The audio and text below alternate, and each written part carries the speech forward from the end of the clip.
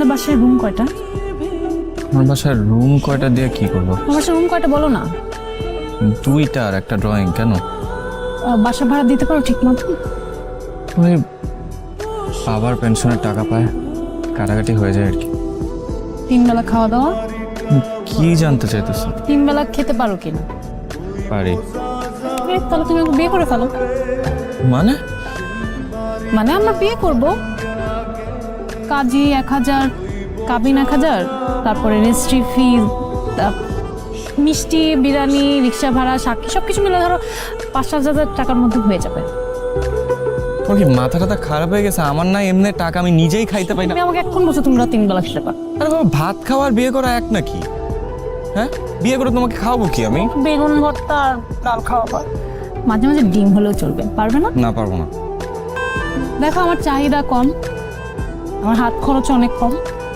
আমি সিফাত নামের একটা গরিবকে বিয়ে করে নিজেও গরিব হতে চাই, এটাই আমার জীবনের লক্ষ্য। এখন তোমার আমাকে বিয়ে করতে হবে, পারবা কিনা বলো? দেখি মার সাথে কথা বলে দেখি। আরে ছেলের চাকরি নাই, ব্যবসা নাই, শেয়ার বাজারে লস করে 15 লক্ষ টাকা ঋণ করে বসে আছে। এরকম ছেলেকে কেউ বিয়ে করে? আমার তো মনে হয় সে নিজেই খেতে পায় না, তোকে কি খাওয়াবে? আরে শুধু খাওয়ার বিষয় নয়, আমাদের কাছে আরো ভালো অপশন আছে। ডাক্তার, ইঞ্জিনিয়ার, ব্যাংকার। জীবনে চলতে গেলে ফাইন্যান্সিয়াল সলভেন্সিটা খুবই দরকার। জীবনে কি টাকাই সবকিছু? হ্যাঁ, টাকাই সবকিছু। টাকা না থাকলে ভালোবাসা জানালা দিয়ে পালিয়ে যায়, ছবি বিশ্বাস বলছে। একটা দরিদ্র বেকার ছেলেকে তুই কিভাবে পছন্দ করলি? কারণ আমি স্বার্থপর না, আমি টাকার জন্য কাউকে বিয়ে করতে পারবো না।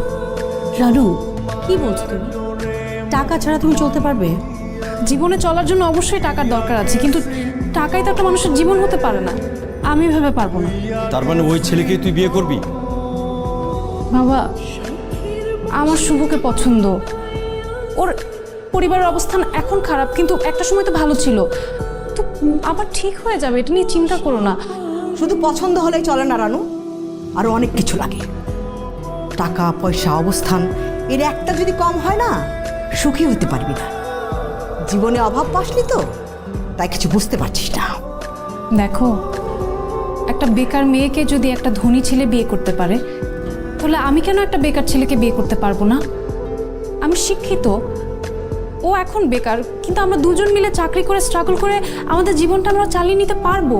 না, সেটা ঠিক আছে রানু, মানে আসলে বিষয়টা হয়েছে কি, তুই তো খুব আদরে যত্নে বড় হয়েছিস, সো এই জন্য চিন্তা, তুই কি স্ট্রাগলটা করতে পারবি? আর কিসের স্ট্রাগল করবে? ওকে স্ট্রাগল করতে পারে? মারে, ওই ছেলে কোনোভাবেই তোর